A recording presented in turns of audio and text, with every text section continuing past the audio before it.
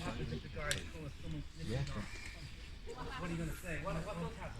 They're going to say, what are you doing? What are you doing? What are you doing? Oh, I'm here because I think there's a gathering. Yeah, so is us. Where's the gather? Who's the gatherers? Are you the gatherers? Hello, welcome. There's two cops. Come on in, guys. It's funny because I've been travelling from Sligo and Leitrim and County Clare, County Offaly, Sherkin Island and County Cork, Dingo, Tralee, Limerick, Tipperary, Waterford, Wicklow and now Dublin. And it's beautiful. But now and again you get stopped on the road. Your travelling gets hindered, you know, and a few Garda Síochána pulled me over there on the way to Waterford to meet a beautiful human being. And he said, where are you going? I said, I'm going home. And where are you coming from? Home. And he looked a little bit confused. It's hard to tell though with the mask on. He's kind of like this.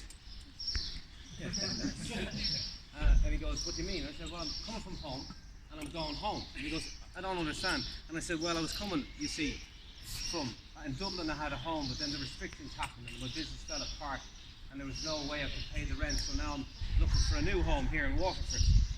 And he goes, well, where are you staying tonight? Well, I was hoping I could stay with you. Fair play to him. He laughed and he said, if you don't mind me asking, what business were you in? And I said, I was in the business of comedy. And he goes, oh, do you know Ardal O'Hanlon? I do. Oh, he's very funny. Go on. And it's kind of like that. You feel good for a moment when you get away with it. I'm just going to the shops. I'm just going to the funeral. I'm just going to graveyard. Oh yeah, whose grave are you going? Your grave, if you keep on asking me questions. But there's wouldn't it feel better to be able to just tell the full truth? The full truth is, I won't be asking, I won't be answering your questions. My journey is lawful, and I'd appreciate if you respect my right to privacy. So Paddy the cameraman was driving, and he was in front of me, and he's got the RTE badge, even though he hasn't worked for them in a long time, he just keeps it to look good. He says he gets late every night when he has that badge on. With someone who watches RT, which means you believe anything anyway. But anyway, he got stopped, and it was a very serious looking Garda Síochána, and I was thinking, if Paddy gets stopped with the badge, then I'm in trouble, because I was in the car behind, and I thought, oh no, I'm going to do it, I'll tell the truth. I won't be answering your questions. My journey's lawful, and I'd appreciate if you respect my right to privacy. I was practicing away, I've got my rights, talking to myself in the mirror, and then I get there and I open the window and the Garda goes, go on. Even when they're being nice, they're fucking annoying. You know, it's kind of like this thing, you know, what's your name? What's your name? I don't have to tell you my name. Will they show me ID? Okay, here you go. No, he's been seeing ID with a photograph. Why'd you need a photograph when you have the real thing? What's your date of birth? I don't remember, I was too young at the time. You wouldn't trust my mother, could be hearsay. Proven liar. What's your address? I don't have an address. It implies ownership. I don't own anything in this world. I'm just passing through like you. And in the next life, I could be a policeman, and you could be a nice human being. And I'd let you go because this is ridiculous, and none of us should be participating in the madness of a 5-kilometre road. And then he'd hug me, and we'd make out, and that'd be that's all that happened. But people go, "You're not afraid?" No, of course I'm not afraid. How could I be afraid? Because I have the internet, and I can see the madness of being afraid at this thing they're calling a thing, which I won't even mention because there's a dirtiness. But I am afraid of something. I'm afraid of the isolation and the pain and the suffering, the isolation of the elderly. I'm afraid of, I mean, the only one who hasn't been isolated in the last year is the virus itself. It's my favourite joke, and I do it every night. And once Dolores Cahill enjoyed it, that was the main thing. I won her over. I've been getting away with things my whole life, you know, and I've been afraid of things my whole life as well. First time I remember being afraid, I was just a tiny little sperm. Just swimming around my dad's hairy testicles, bouncing off the back of my mother's buttocks. And I was happy, I wasn't judging, I was enjoying the moment, I was living life, I wasn't worried about neighbours bringing policemen or noisy things passing by, going too fast in town. I was happy, just swimming away. I didn't even have arms, I was swimming like this, just swimming away, and then everything changed. There was this noise. Boom, boom, boom, boom, boom, boom. 500 million sperm shot through my dad's hard phallic. throbbing wand of love. And there can only be one survivor. That's 500 million, that's 500 million, that's like the population of China, or the amount of cases RTE announce every night. 500 million cases, get in, stay in, put the cover over your head. 500 million, there can only be one survivor, one. Of course there was moments when I said, I'm not good enough, I can't do it, I need some chocolate, but there was a moment I said, I can do it. I can be a human being, and I threw the chocolate away and I moved my spermy little body through her being, and there's obstacles in the way. Two-headed sperms designed for the sole purpose of killing sperms from a foreign male entity. What the fuck are you doing in here? But before I had a chance to judge my own mother, I kept on going. And those two-headed sperms were going, where you go, where you come from, where you go, where you come from. I was like, I've got inalienable rights. And I kept on going. And I saw the sperms at the G-spot singing, celebrate good times, come on. And I wanted a party too, but I didn't have time, I was on a mission. So I said, that is premature celebration, and I kept on going.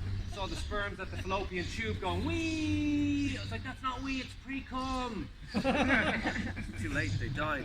I forced my heart and nerve and courage to serve its turn long after it was gone, and so hold on.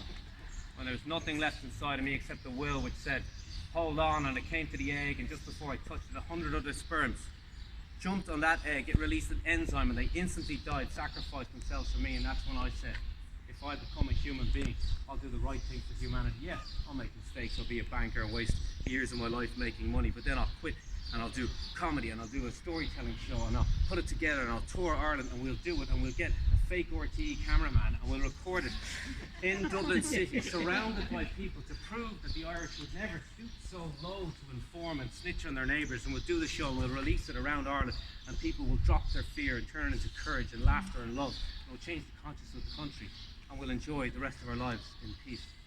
Hello and welcome to the show.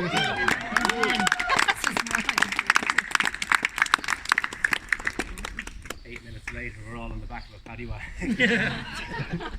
Aidan told me there'd be peace. But I have made plenty of mistakes, and I've been afraid. I remember once I was on the Irish karate team, which sounds better, you know, than it actually is. Like, there's not that many people do karate in Ireland. It'd be like being on the Japanese Gaelic football team or something, you know. But I was in the best position. I was a substitute, which meant that I didn't even have to fight. I get the badge, get to tell everybody, but I didn't have to do anything. And Glenn broke his toe. He kicked someone's elbow, and I had to fight. And I thought, oh my God, I'm going to die. I'm going to get killed. These Japanese guys, they were born in a karate gi. I'm going to fucking be murdered. And I said, you know what? I can do it. I just got to believe in myself. Maybe he'll do a kick, I'll get out of the way, I'll do a kick, he'll fall over, I'll get a medal, go home, be a hero, anything's possible. What actually happened was he moved the foot from the ground all the way to my head before I had a chance to go like that. I fell over on the ground, my right nostril started bleeding, even though he hit me on the left-hand side of the head, and the only thing I won was the validation from the Scottish coach who said, well done you, I haven't seen anyone take such a hard kick and get back up, well done you. But I didn't do it for bravery or courage. The reason I got back up was because I was terrified. If I stayed down, maybe he'd be disqualified and I'd have to go to the next round and fight again. I've been getting away with things my whole life, so most likely we'll get away with this. I've got away with, in university I failed 4 exams. 4 exams, if you fail 4, you're out. But the lecturer made a tiny little error in one of the exams, 3% error, and someone else noticed it and they told me. So I stood in front of the year and I said, if you sign this, I promise you, I'll be class representative, and I promise you that no one will fail this exam. 322 signatures, the most elected class representative in DCU of all time. I went to the dean and I said, as class representative, it's my responsibility to protect the well-being of my fellow students who I'd never met because I was never in college, but I'm going to stand for their rights. Now, you guys made a very serious error here, a mathematical impossibility. I'm not sure if you're aware of how serious that is. That's the reason I failed, because I spent all the time thinking about that. And the other 3 exams I failed because I was concerned about the first exam you're responsible for making me fail. Now, I'm not sure if you're aware of the high suicide rates of people my age. But I need an honours degree and everybody in the year to pass. And they did it. What would you do if you manipulated your way into getting a free honours business studies degree? Where could you use those skills in life? Banking, investment bank. I went for a job in investment bank. I didn't know what that was, but my dad said, you'll make a lot of money in there. Go on, you make loads of money in there. It doesn't sound like that at all. Hang on, let me get it right. Hey, you know what you need to do? You need to get your job you need to get a job in an investment bank. You'll be making loads of money in there. Anyway, you just don't give a shit, but I have a relative here and he knows. He knows that I'm faking a fake accent from my dad. It's just everything else seems disingenuous. So, I went for a job interview with a man named Pat in an investment bank named Bear Stearns, and Pat and myself got on great. I had the job more or less until he asked me what is the definition of a derivative. Now anybody going for a job as a derivative specialist surely should have taken the time to look up the definition of a derivative. Well, I've been getting away with shit my whole life, so I said, well Pat, I could tell you the definition that I've learned off by heart like every single person with an honours business studies degree like myself, or I could tell you the truth. The truth is, yeah, I know the definition, but I don't really know how to apply it, and I was hoping if I got the job you could teach me. You know what, Aidan? We're not looking for someone who thinks they know everything. You've got the job. There and then. Aidan Killin, investment banker. 2 years later, I'm in Tokyo. $48,000 for my accommodation alone. I had more money than I could spend. And the whole time I had a sore neck, looking over my shoulder going, when are they going to find out? And they didn't. And then I realized they were all going around with sore necks. Nobody in banking had a clue what was going on, which is why the man in the interview, Pat, asked me what is the definition of a derivative. He just really wanted to know the answer. But some people have been asking me how did I get home, and for those of you who don't know, I was in Europe and I wasn't able to get back without taking a PCR test, and I didn't want one because I saw things about it that I didn't like. I did have one in the past and it didn't feel right for me, so I said I won't do that. Then I watched the video and Dolores Cal, she just said, okay, well I'm not doing it, I've got inalienable rights and do what you have to do. And I was willing to do time in Ireland if it came to that, but I didn't think I would because I'd just go into a court and I'd dance with the judge and then he'd just apologise for being a dick in the first place. Something like that, that was what was going on. But anyway, they didn't let me on the plane. And then I had to get a boat in Cherbourg in France and I couldn't get on the boat. They wouldn't let me on either. So I tried Irish ferries and we'd found a way around the system and I gave them a way with their own regulations, with the laws, and they still wouldn't let me on without the PCR test. So then I got on a truck. I don't put this online because I don't, yeah, but you guys can do it if you want, you're already here. So I got on a truck, I paid a trucker and he was a fucking crazy guy. Ah, do you know what's in the truck? Cocaine! I knew it wasn't, of course it's not. And he goes, and when we get caught, you know whose cocaine it is? Yours, boy! Oh, 25 hours with this guy. And I was like, stop shouting that word out. I kept shouting the word out on the phone. I was like, stop shouting that out like this. And pick up on it. And he told me I was a conspiracy theorist. And taking up the phone and pick up on it. 25 hours later, all the trucks go through one after another. Ours get pulled over into customs. A dog comes up and starts smelling my behind because they smell drugs and cash. And there was cash in my wallet because I'm not a real trucker. I didn't know not to put the cash in there. Dog smelling me. Your man comes over and goes, oh, you're in trouble now, boy. Should have got that PCR test in the nose, better than a finger in the bum. Anyway, I didn't. It was fine. I got home safely, unviolated. And I have a story that I've written for you. Here they come, here they come. I wrote this story and it's for my grandmother. I dedicate it to my grandmother and all of the elderly who have been suffering for the last year. I told my granny that I wrote a story about her. She was the star of my show. She said, I'm 96 years old in March and finally I'm going to be famous. It's been a tough time over the year because she's been in a home because of COVID, and when she was in a home I had to visit her from a distance and wave at her on the second floor, and she'd always go, oh Aidan, you're so handsome, but I knew she couldn't see me. I could have had a 6'7" lad from the Congo there and stayed in my own bedroom and rang her and waved, or got your man to wave, and she'd still be like, oh Aidan, you're so handsome. I get a phone call at Christmas and my mum says, Granny's probably not going to make it to Christmas, so the doctor said. So you get a chance to visit her indoors one last time. The time comes and I get dressed up and I go to the big red door, I ring the doorbell, and a woman with brown hair and brown eyes and a mask, a nurse, opens the door. Have you got an appointment? I do, yeah. My name's Aidan Killin. I'm here to see my grandmother Noreen. Oh, Noreen, yeah, lovely lady. And she points at the hand sanitizer. I'm like, okay, yeah, great. Love that stuff. And she goes, put your stuff over there. Put my stuff over there. And she goes, your mask. Oh yeah, I forgot it. Not to worry. And she gave me a mask, one I could keep for myself. And I put the mask on. And I was like, great, now can I see my grandmother, please? Just one more thing. You see that box over there? Could you take one of those out and put it on? Right? Full body, blue plastic, disposable medical suit thing. And she says, now follow me. And she walks me through the home, and I see old people staring out the windows into the abyss. And she stops outside the door, and she goes, your grandmother's in here. Now make sure you keep your social distance at all times. Make sure you don't touch her, and I'll be back in exactly 40 minutes.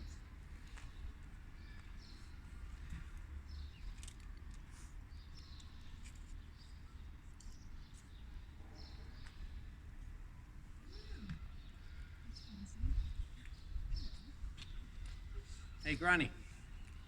My Granny was sleeping. I didn't want to wake her up, but...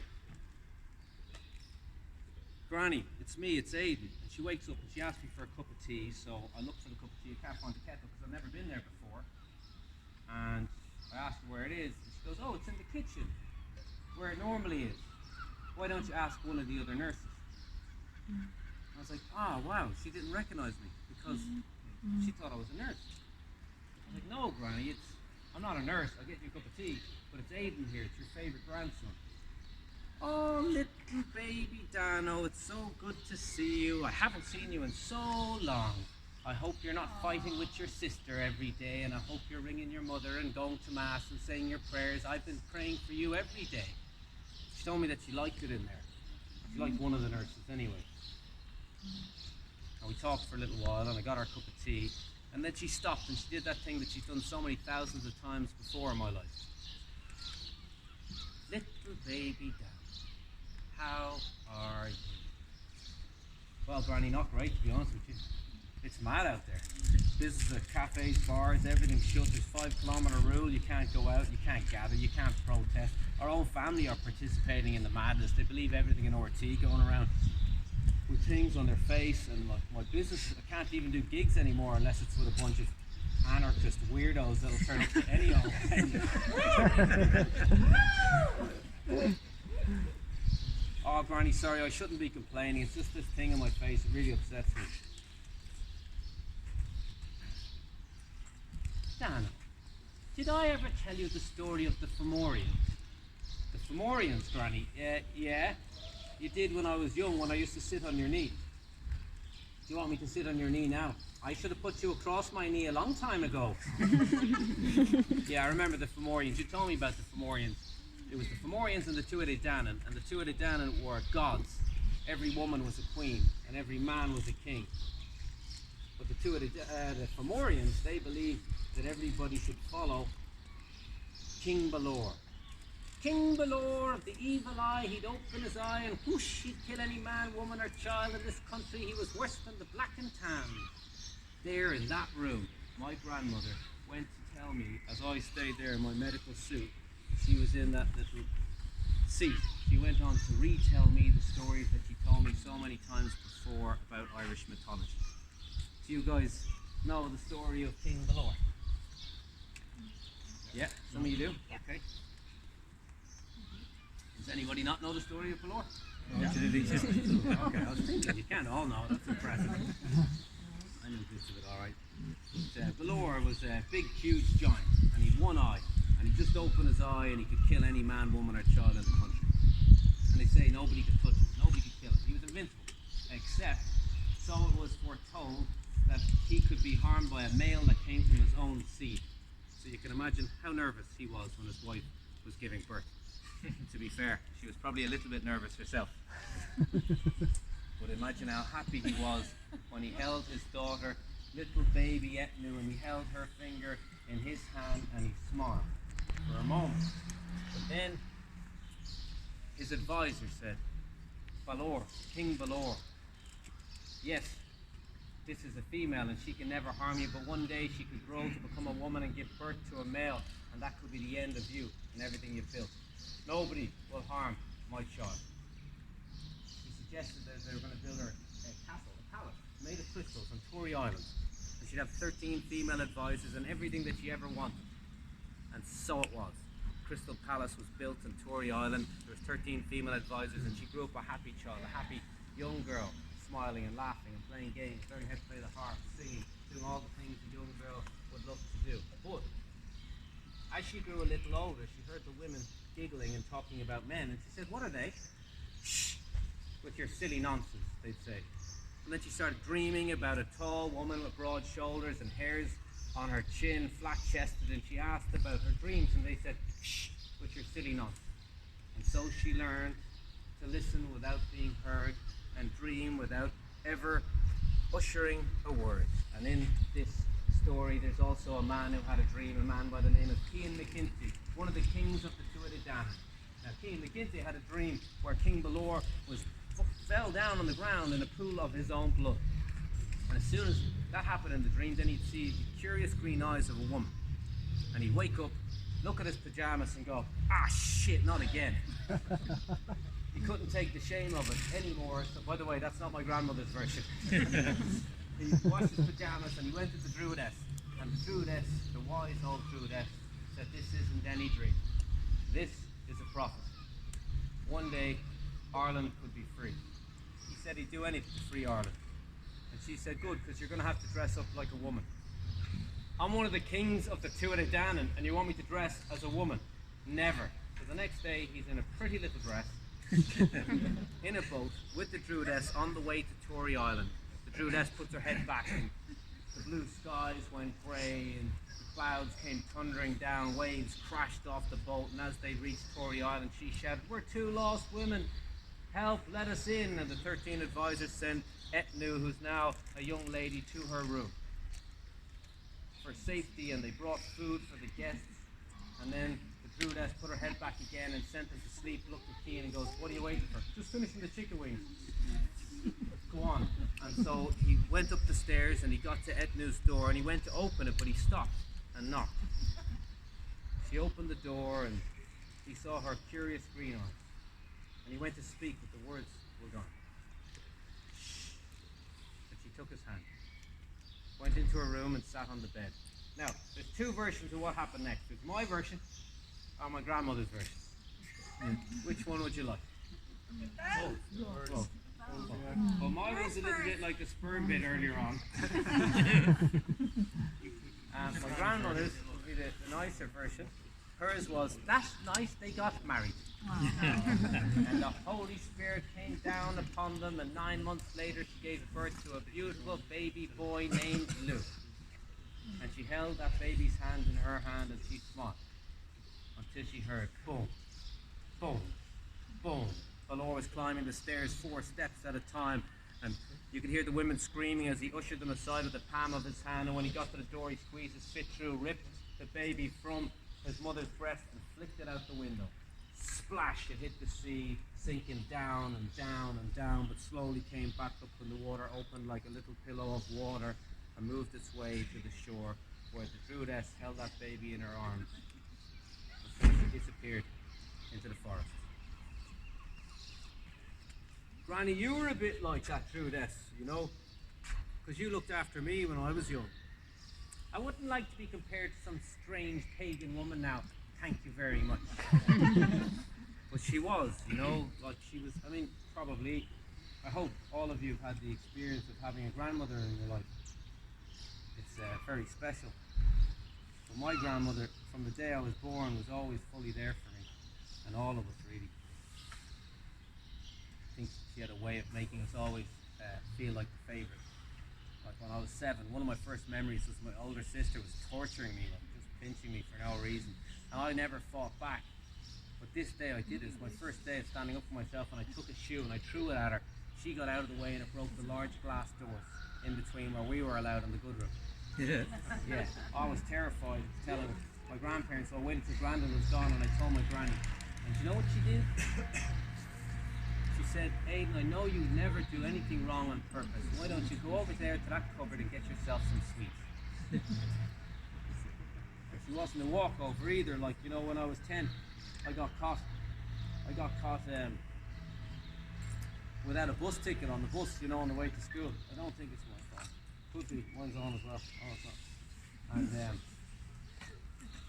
And Anyway, I got caught without a bus ticket and I got fined £25, which is huge money back then. And I asked my dad, he goes, I'm not paying for that. You should have paid for it yourself. Robbing tickets, you should be ashamed of yourself. And my grandmother, she got the bus into town and convinced the people in the CIE that I made a mistake. And they let me off the fine, teaching me a valuable lesson. You can get away with shit in life. And but she sat down and talked to me about the nature of honesty and stealing. And I never stole anything again, except for a few hot dogs in Tesco's and 18,500 euros from a credit card. Apart from that. I was a bit older. I was about, I don't know, 15. I got in trouble at school anyway, and I wasn't allowed back unless I apologised to a teacher. But it wasn't my fault. This time it wasn't my fault, and I wouldn't apologise. My granny told me that sometimes the bigger person apologises even if they're wrong. So I bit my teeth and I apologised, and to this day I'm now friends with that teacher. And when times got dark and I had to leave home, my grandmother opened her doors and welcomed me into her house, and I lived with her for 9 years.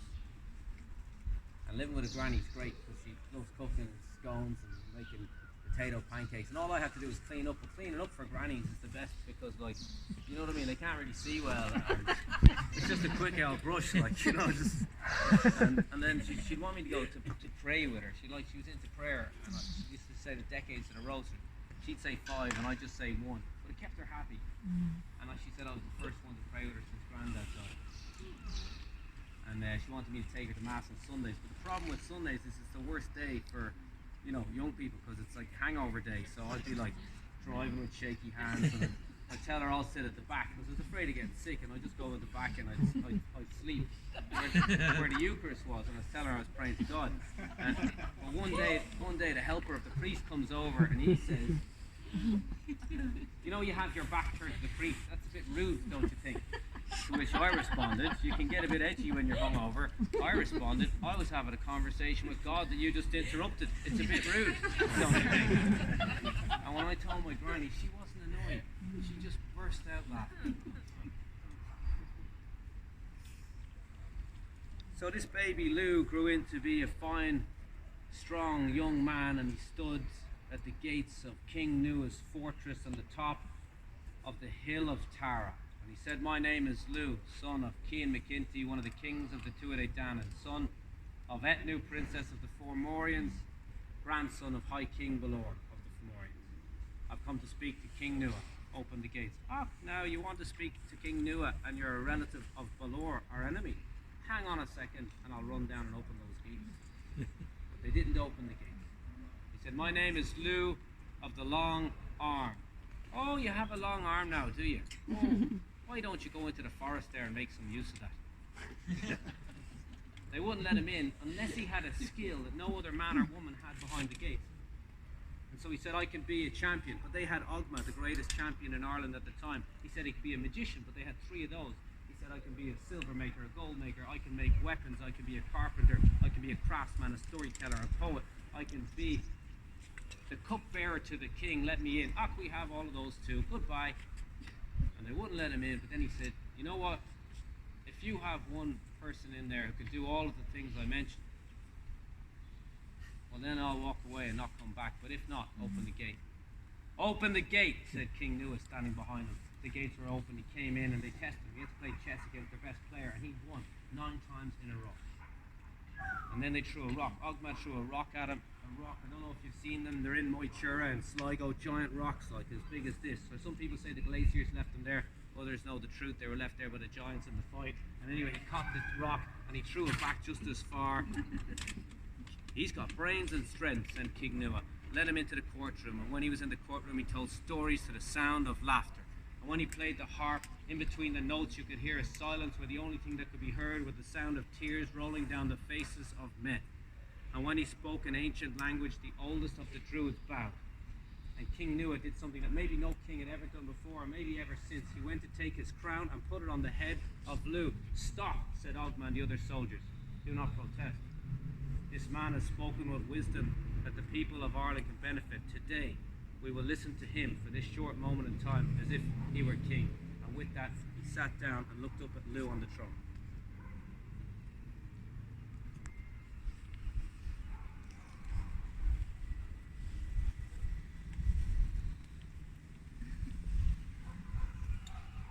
Who is Ireland's enemy?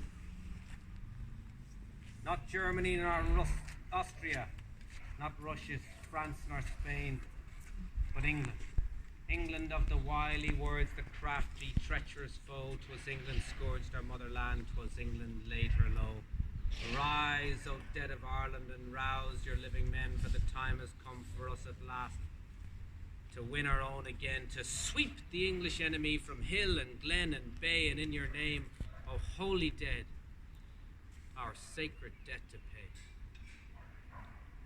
Now, just to clarify, my grandmother wasn't actually in the IRA. She was too old for the application process.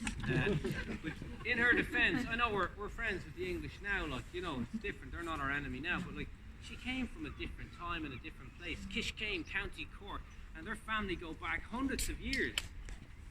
1601, the Battle of Kinsale, Tygo Murtu and his 14 sons, they were there. You know, the Battle of Kinsale, it's one of these monumental moments in Irish history that helped reshape this country for generations to come. The tribes were ready, the Irish were ready for the battle. The redcoats were coming, but the Irish were ready. They were there, they had the clans, they were united, they had the weapons, they had the power. The Spanish came to help. They were ready, and they said if they won this battle, they'd be free from tyranny forever. But when the seeds of fear and greed are planted in the hearts of men, great dreams can be shattered in a moment of weakness. The English were generous. Oh, why do you need to lose your lives and your lands? You can keep your lands and your lives and our gold. All we ask in return is that you remain neutral for the battle to come. And many did. Tig, my ancestor, and his 14 sons did not. They fought in that battle and they lost. The earls afterwards left the country to France and Spain. He lost his land and his sons lost the land in Kinsale and went to live south of Kishkane in these barely habitable swampland. And those who remained neutral were rewarded not with gold but with the iron of British blades. They were slaughtered. And that same century, Acts came out to not allow people to gather, to not allow people to go to mass to celebrate their religion, not allowed to trade, and not allowed to travel 5 miles from their home. Penal Act 1695, number 5. I didn't know that. Oh, but we're all friends now with the English. Oh, are we now, Granny? Well, if we are, I'm going to marry a Protestant. Well, she won't be coming into my house for tea. Thank you very much. And don't be interrupting me with your silly nonsense. Listen to my story and you might learn something for once in your life. The Fomorians were coming, and when they came, King New and his men stood to greet them all except for Lou. Lou remained seated, and he looked at King New and goes, "Why are you standing to greet these men? When I came here, I had to do miracles just to get through the gate, and you're standing to respect these men." No disrespect to you, Lou, but if we do not, they will get Balor and the rest of the Fomorians, and they will come back and slaughter us all. It's been too long. It's been too long. The people of this island have been led by fear. And with that, he took his spear and he threw it right through the head of the leader of the Fomorians. That day they killed all the Fomorians except for 9 that were sent to Balor to tell him that Ireland will no longer be enslaved. And so, the scene for the Battle of Moytura was set. King Nua got the clans, they united, they were armed, they were ready to fight. Lou spoke to the men about the nature of fear and courage, and where there was desperation in eyes, it changed to light. You could see men's shoulders go back, hearts and chests open, fists clenched, weapons raised, and by the time the last word left his mouth, you could hear such an almighty roar, the ground shook. Great were the numbers. Harsh was the sounds of weapons beating off shields and cutting through flesh. Abundant was the colour of red blood flowing over the bodies of white-skinned men. And women, there was women there too. Not many. It wasn't traditional for women to fight back then, but a few of them were going on about equal rights, so they were putting My granny wasn't much of a feminist. Ogma was crushing men with rocks, one at a time. But Balor, he was opening his eye and killing half a dozen men. King Nua couldn't watch his men get slaughtered, so he went towards Balor, 2 kings, 1 destiny, and King Nua had this silver sword of light, and just before the sword came crashing down upon the giant's neck, the giant did what he'd always done before. He opened his eye, and that was the end of King Nua. Very cool. What are you all doing here? You're very welcome. We saved you a seat, buddy. The seat here, This please. is a private development. Perfect. Would you like Want to to sit join us? down and join? What are you doing here? Who gave you permission What to are be you up doing here? And who gave you permission? Because I'm a director in the management company. Great. What's your name? Have you got identification? What? Have you got identification? Who lives here? What are you all doing up Great. here? If you could come back with identification, that'd be perfect, please. I'll bring in the cops now. Okay. You're all cleared out. Please do. That'd be great. Go first. Why would you bring the cops? Who gave you permission to be up here in a private development? Do you have ID? What? Do you have ID? My ID is inside my apartment. If you Go get get that, it and come back to us. Hey buddy, we'll be gone in half an hour, it's cool. It's a private Yeah, we'll be development. gone in half an hour. We're very peaceful, 5 people. There was permission given. We'll be gone in half an hour. By who? Don't worry about it. We'll be gone in half an hour, that's it. Yeah. relax. You've got a few options. You can go and get your ID, and if you present ID and we're all happy with it, we'll get out of your way. Or else you can call Why the don't you cops, sit or and you can have join us. a drink? We'll Come get on, you a drink, can man. of beer. You've got Just options. chill. There's no, It's no your worries. choice. Nothing to stress about here. Look, there's a seat there. Who are you? Who am I? I've asked myself that every day. Who am I? Who am I? No, it's a good question. I Like, didn't am I a go human up here being? for a pathetic Do you want my name? fucking And do you want the But legal do you entity? want to And I sit got a down and birth have a beer certificate. with us What and do you- just what do you chill? mean? Do you want some prosecco? There's a story going on I here. got It's There's a really good. story and it's very good. Just sit and chill. Yeah. Do, please, yeah. Second best option. Ah, That's dude. not very nice of you. Kind of mean. Seriously. Someone said, I'm going to go and call the Huh? Not very nice. Why would you call the cops? We're just having fun. Just don't be a grass, dude. Just sit down and have a beer. We do actually. Be interesting. I don't Seriously. know, somebody who lives here or something.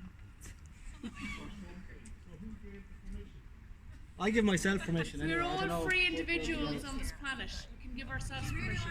not going to sleep tonight. We are, but you're free. She's free. She's free. We're all free. Actually, I paid to live here, and I pay fucking mortgage, and I own an apartment. But dude, why don't you sit down and have a drink and listen to a nice I story? promise you there'll be no mess. We'll clean up everything. I promise you that. Listen, I'm going to. He doesn't know what he's going to do. I'm going to fuck that. Hello. I'm going to fuck that.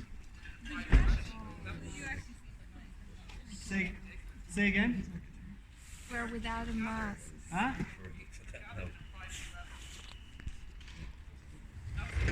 This is a rooftop. I don't know if it's a dwelling, is it? Is a rooftop a dwelling? Finish the story. Yeah, please. We're outdoors, Where are like, we? you know, Let's get we're out in the arrested. open air. Come on. Why don't you Come on over. Why? Why?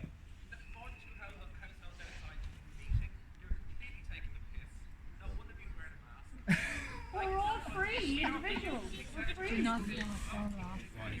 It's cool, man. It's cool. Brandon, you can join us. Yeah, come on. Please join us. Hello, Brandon. Hello, you can join us. Brendan, come on over. Yeah.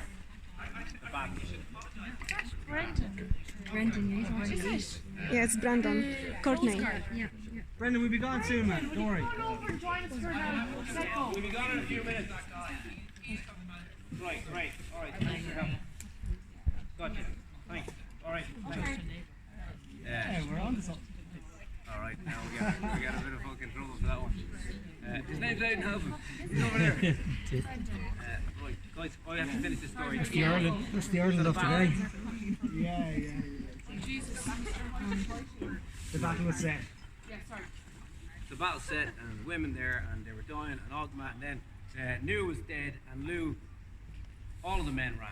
They ran. Somebody came and they said, look, the king's dead, and they all ran in fear. Except for Lou. What did Lou do? Did he run? No, he did not. Instead, he walked towards King Balor.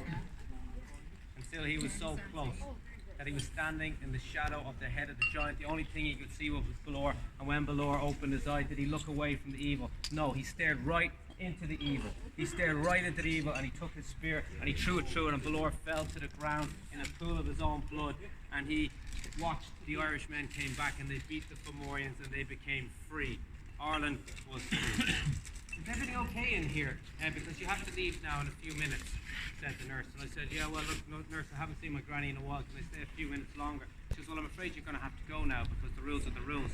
And I said, hey, I'd really appreciate it. I haven't seen my granny in a long time, and I might not see her again. I'd appreciate if you could make a few more minutes. I'll be back in 10 minutes, and I expect you to be gone. They're unbelievable, Granny. They're unbelievable. These people. Thanks. Great. Good timing. Great. So, help me. Few minutes. 10 minutes. Right, Granny, they're unbelievable. Nurse telling me when I can and can't see you. People ratting on their neighbours in this country. People like just constantly in fear, and the 5 kilometres rule, and it's not just them, it's our own family. We're all involved in this mess. We don't have Lou to save us. What are we going to do, Granny? You know, because the thing is, it's their fear that means I'm not going to be able to see you again.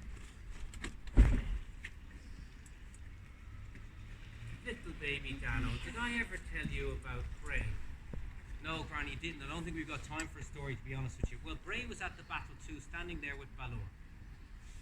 And when Balor fell, Bray left, but Lou caught him and held the spear to his throat. But he didn't kill him because Bray had information that the Irish people didn't have. The knowledge of ploughing and harvesting, the knowledge of life. So in exchange for his life, he promised to share the information, but he said, how do I know you'll keep your promise? I am not the master you had before, I swear upon my honour. And so it was. Bray and the people of Ireland walked through the fields and they planted, and he taught them everything they knew, and before you knew it, the fields were full. There was all the colours you can imagine, all of the rainbow of the different fruits.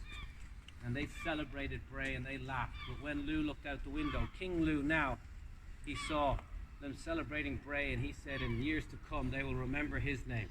And that very night, Lou invited Bray to the court to sit with all of them. And he sat him down beside himself, and it was King Lou who poured Bray's wine, and it was King Lou who watched him fall to the ground and choke to death.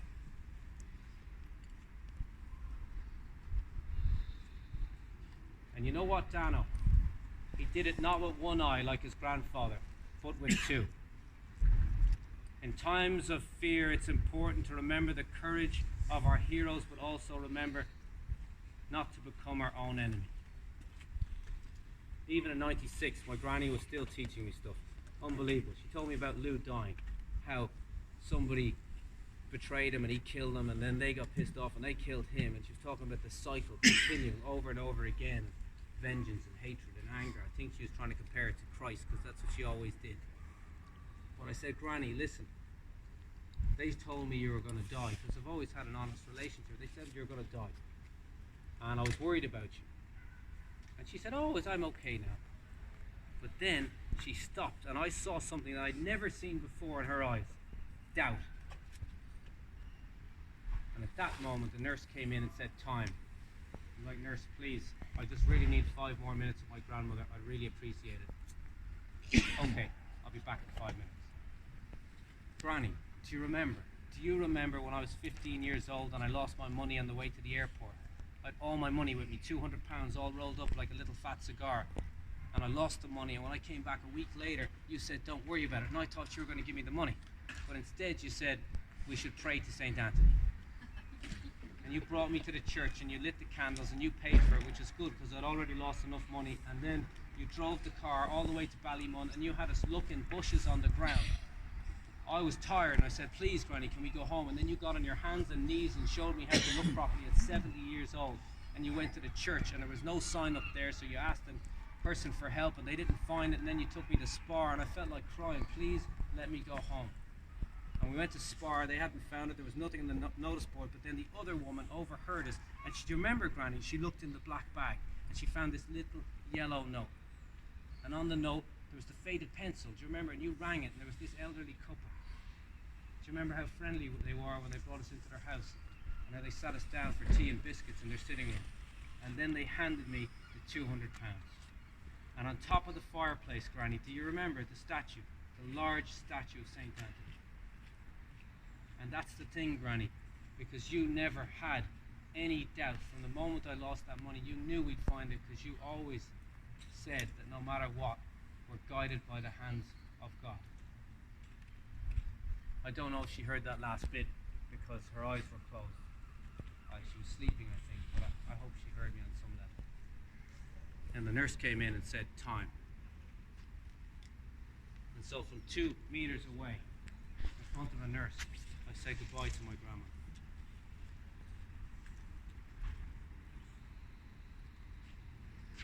She's still alive. I talked to her the other day. She's in okay form, and she gives you some advice. She says, don't worry. She said, don't worry, this madness will pass soon. And God bless you all. Give it up.